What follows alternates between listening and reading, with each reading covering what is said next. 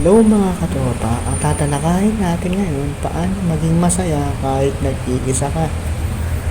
Maggala ka, oo maggala ka mag-isa, magsanay ka maggala mag-isa.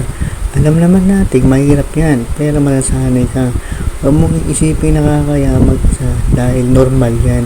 Maggala ka sa mga malls, punta ka ng mga time zone, world of fun, kumanta ka, mag-videoke. O kaya punta ka sa gusto mong lugar na puntahan.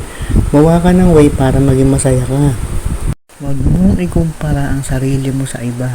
Iwasan mong ikumpara ang sarili mo sa iba. Dahil pag lagi ka nagkukumpara, hindi magandang mindset yan. Nalulungkot ka na nga, kinukumpara mo pa sarili mo sa iba. Kung nag-iisa ka ngayon, isipin mo na lang, darating din yung magkakaroon ka ng kaibigan sa tamang panahon. Magbasa ka. Magbasa ka ng libro, halimbawa horror books. Pero mas maganda kung basahin mo mga strategy sa buhay, o kaya paano maging successful sa buhay ng maaga, o kaya paano mababago lifestyle mo. Maraming ganyan nabibiling libro sa National Bookstore. Maghanap ka ng dating site. Oo, maghanap ka ng taong makikilala mo sa dating site. Mag-research ka sa Google, madami siyang dating site na pwede mong pasukan.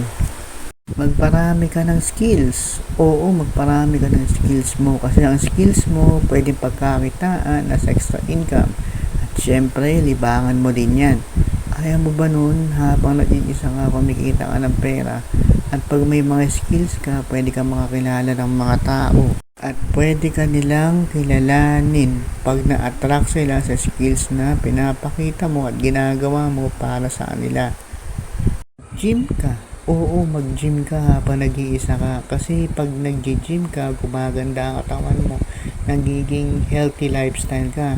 Ayaw mo ba noon pag namating sa the right one mo, maganda na ang katawan mo, healthy lifestyle ka pa. O, di ba? Mga katropa, tapos ko lang talakayin kung paano maging masaya kahit nag-iisa ka. Kung marami kang natutunan sa aking vlog, please paki-subscribe and share naman po ang aking video. At pwede nyo rin po ako maging kaibigan kung gusto nyo po. Iiwan ko po yung Facebook page link ko po dyan sa video po na ito. Maraming salamat po.